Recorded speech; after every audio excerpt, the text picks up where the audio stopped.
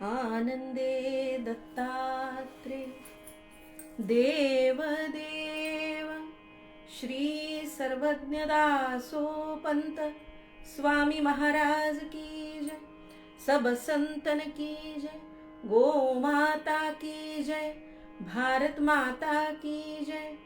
सद्गुरु आनंद स्वामी महाराज की जय।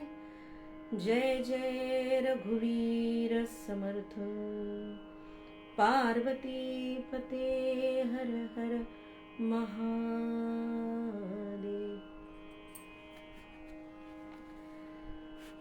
सर्वे युद्ध विशारदः या शब्दावरती दासोपंत निरूपण करतायत।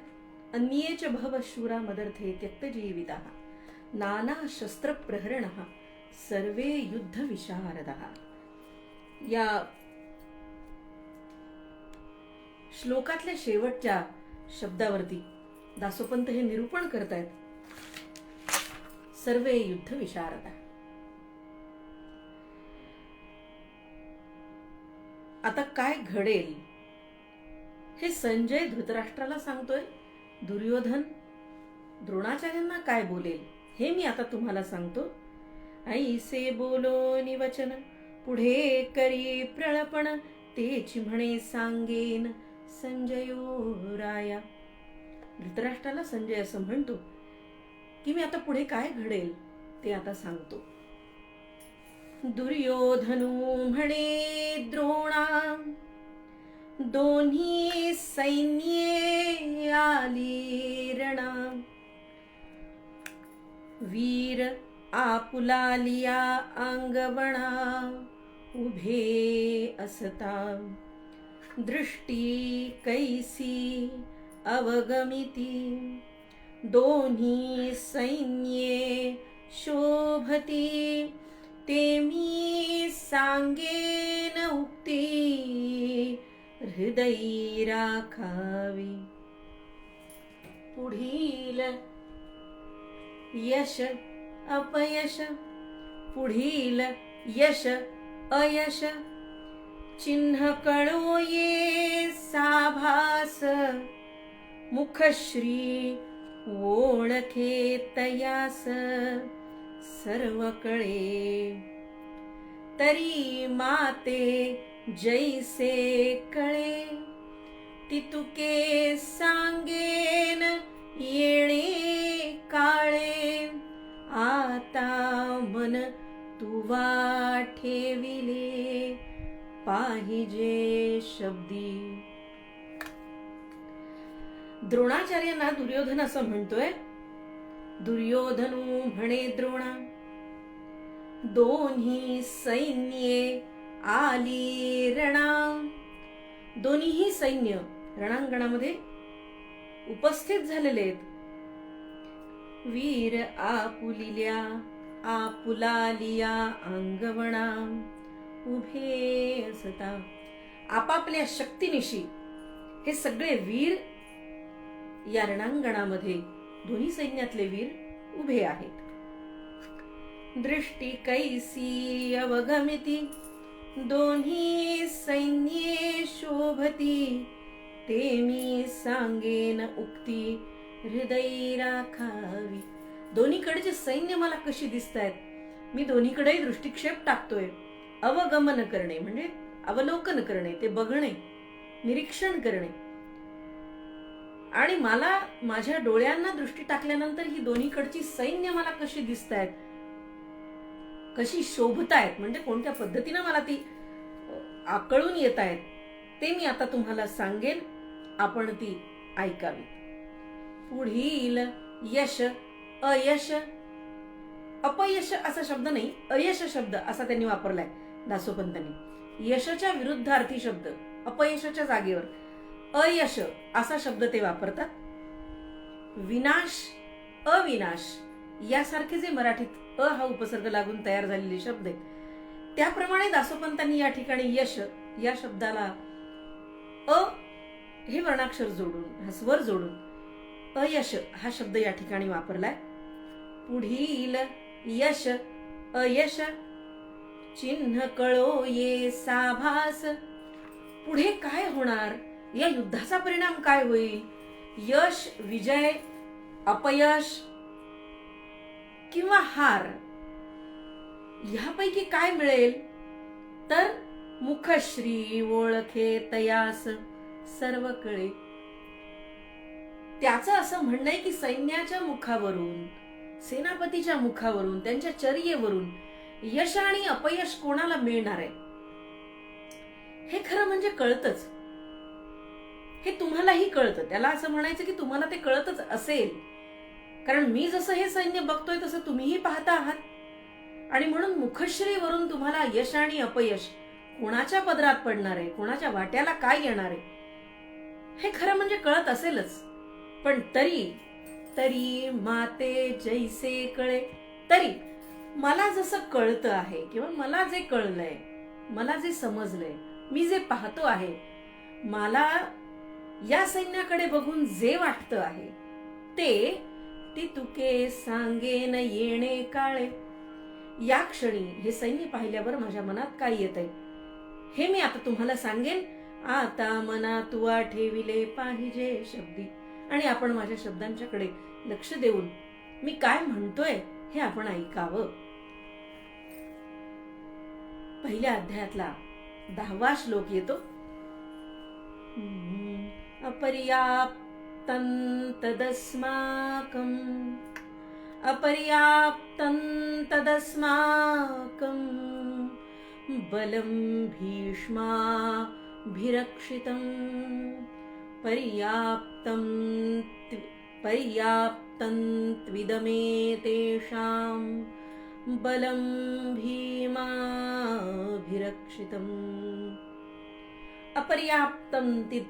अपर्याप्तं तदस्माकं बलं भीष्माभिरक्षितं, पर्याप्तं त्विदमेतेषां बलं भीमाभिरक्षितम्. यावरती या श्लोकातला पहिला शब्द निरूपणासाठी घेतायत दासोपंत. अस्माकं बलम. अस्माकं बलम या शब्दावर ते भाष्य करतायत. बघू काय म्हणतायत.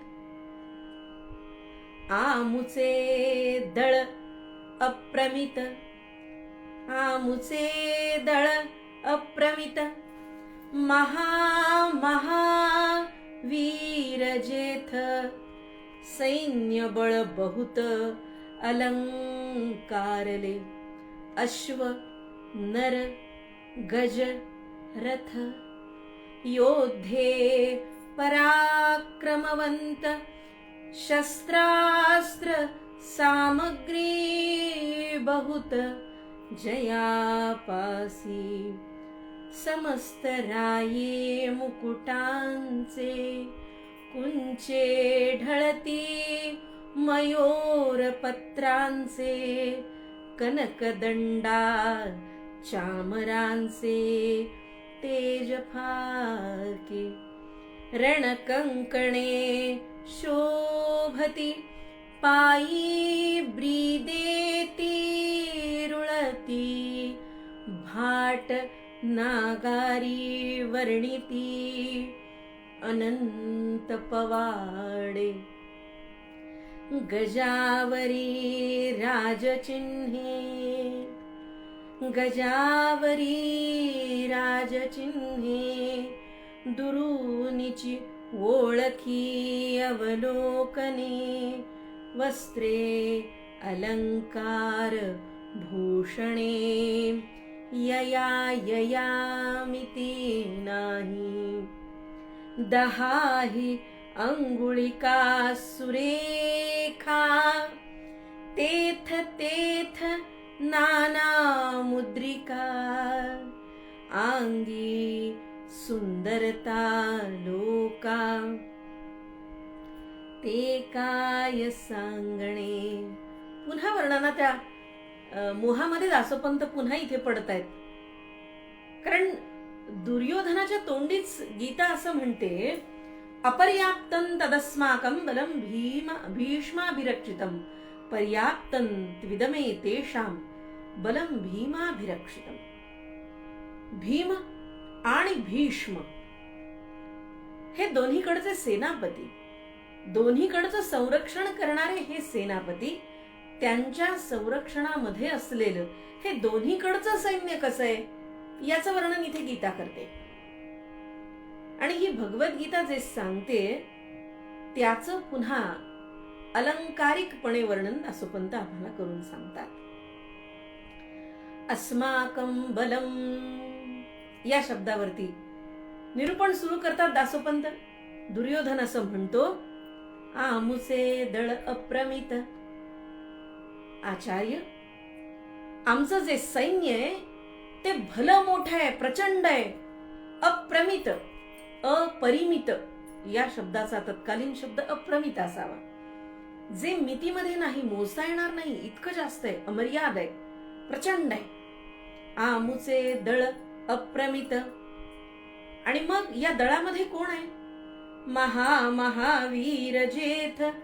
आणि या दळामध्ये अत्यंत महान पराक्रमी असे वीर ज्या दळामध्ये आहेत, जिथे आहेत, सैन्य बळ बहुत अलंकारले. केवळ नुसतं सैन्य संख्येनं आहे का? तर ते मोठं अलंकृत अशा प्रकारचं सैन्य आहे, बलवान आहे, पराक्रमी राजे आहेत, योद्धे आहेत. आणि हे योद्धे कसे आहेत, हे वीर कसे आहेत, हे राजे कसे आहेत, किंवा सैन्यामध्ये आणखी काय, याच्या वर्णनाच्या पुन्हा मोहामध्ये दासोपंत इथे पडतायत. ते असं पुन्हा सांगतात, फक्त अपर्याप्तम, अमर्याद अशा प्रकारचा शब्द इथे दुर्योधनाने वापरलाय. अपर्याप्तम तदस्माकम, तद अपर्याप्तम तदस्माकम बलम. आपलं बल हे अपरिमित आहे, अमर्याद सैन्य आहे. अस्माकम बलम, ते कसं हे आम्हाला दासोपंत सांगतायत. आमुचे दळ प्रमित, महावीर जेथ, सैन्य बळ बहुत अलंकारिले. आणि हे सैन्य, जे सैन्य बल जे आहे ते अलंकारलेलं आहे, अलंकृत अशा प्रकारचं सैन्य. ते कसं अलंकारलंय तर ते पुढे सांगतात. खरं म्हणजे हे वर्णन यापूर्वी दासोपंतांनी केलंय, पण माझा एक असा कयास आहे, अंदाज आहे की दासोपंतांच्या नित्य उपासनेमध्ये किंवा त्या देवघरामध्ये नित्याची ही पोथी किंवा गीतेवरचं भाष्य हे नित्य चालत असणार. आणि म्हणून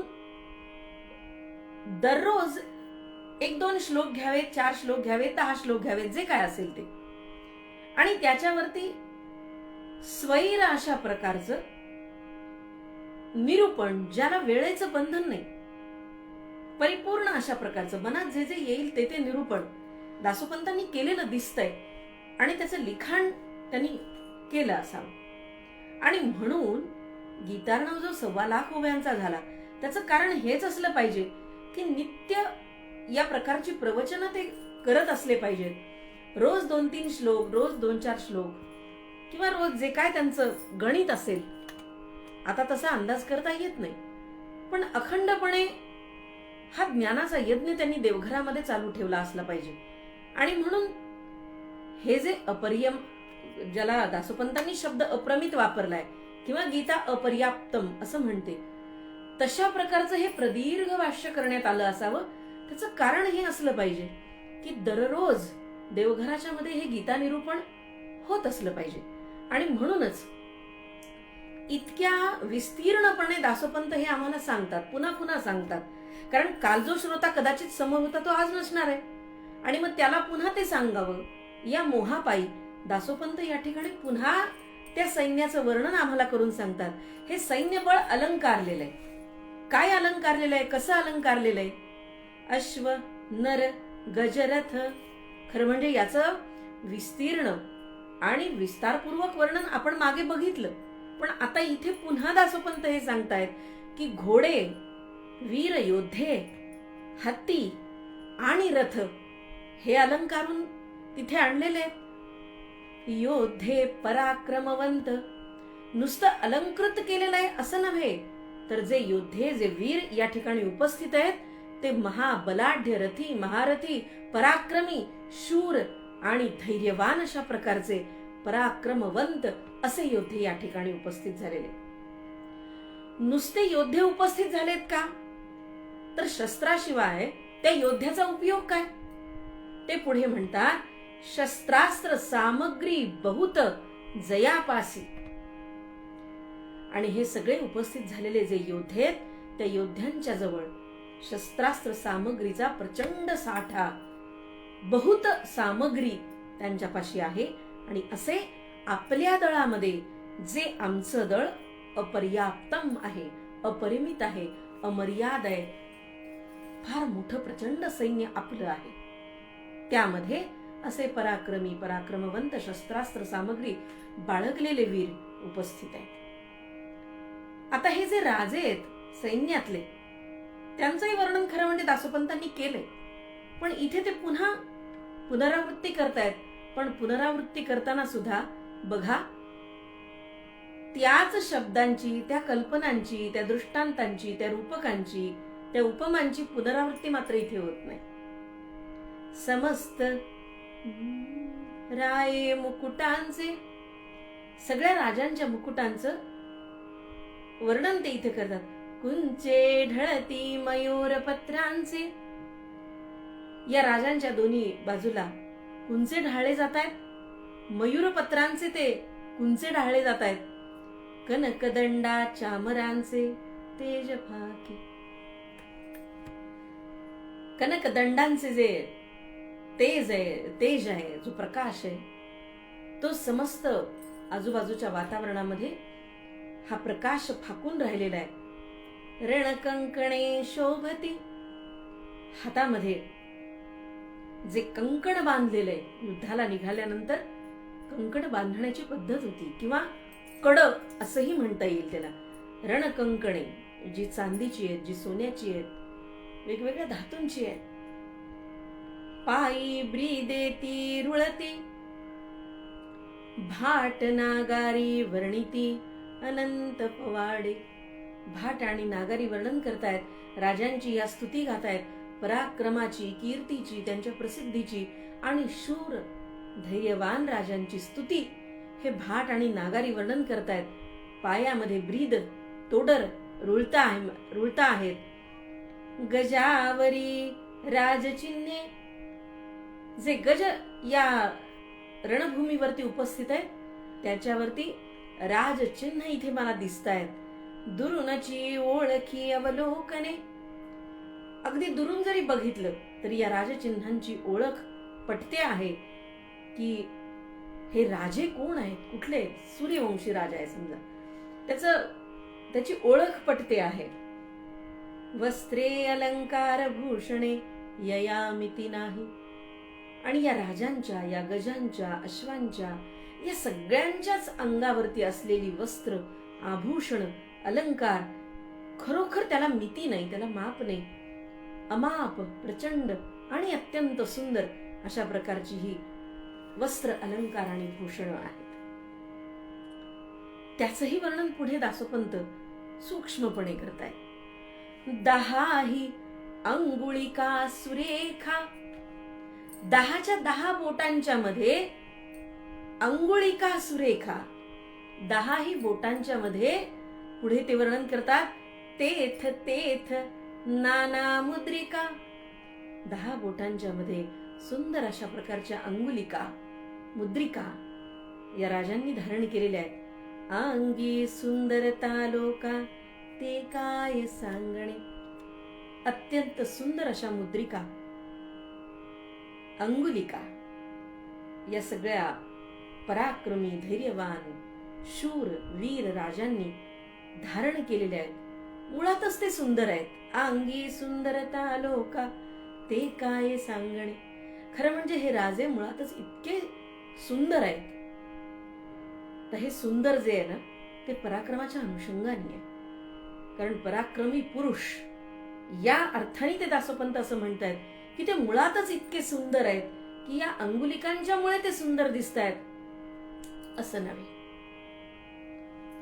आणि म्हणून अशा प्रकारचे हे अलंकार, भूषण हे राजांना शोभिवंत करत नाहीयेत, तर राजांच्या मुळे आभूषणांनाच भूषण आलंय की काय, कदाचित अशी संकल्पना दासोपंतांच्या मनामध्ये असली पाहिजे.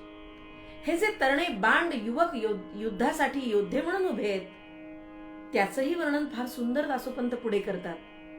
श्याम गौर कृष्णवर्ण, श्याम गौर कृष्णवर्ण, शोभती अवघेची तरुण, शोभती अवघेची तरुण, जयांचे पाहता वदन, भुलती कामिनी.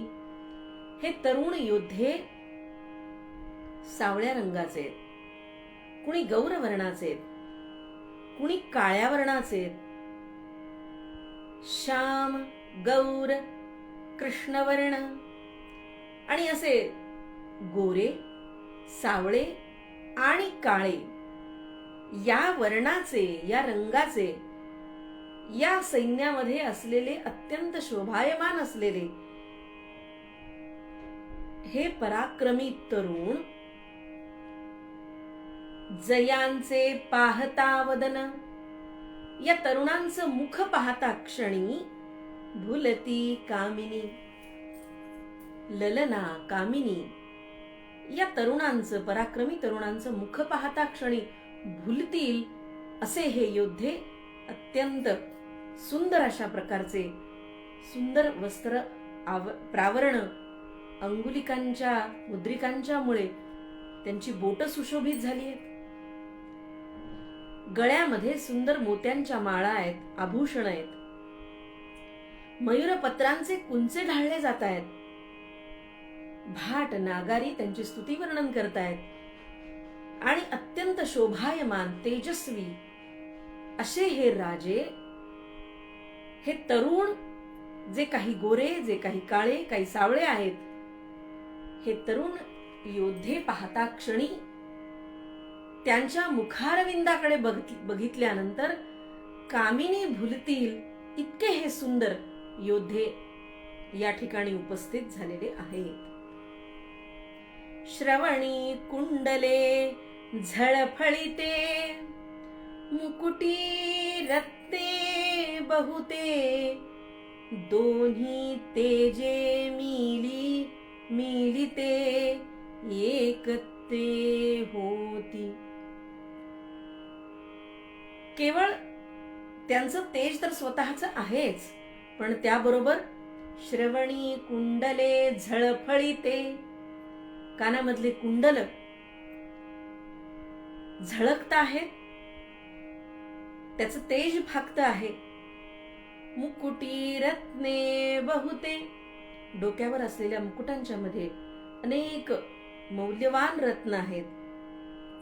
दोन्ही तेजे मिलिते, आणि कानातली कुंडल आणि डोक्यावरचा मुकुट, या दोन्हींच्या मध्ये जी रत्न आहेत, हिरे आहेत, माणकं आहेत, स्वर्ण आहे, त्याचं इतकं तेज फाकलं आहे की ते दोन्हींचं तेज, दोन्ही तेजे मिलिते एक ते होती, ते सगळं तो त्यांच्या मुखावरती हे तेज झळकत आहे, पडला आहे प्रकाश, आणि हे तेज, हा प्रकाश त्यांच्या मुखावर झळकतो आहे.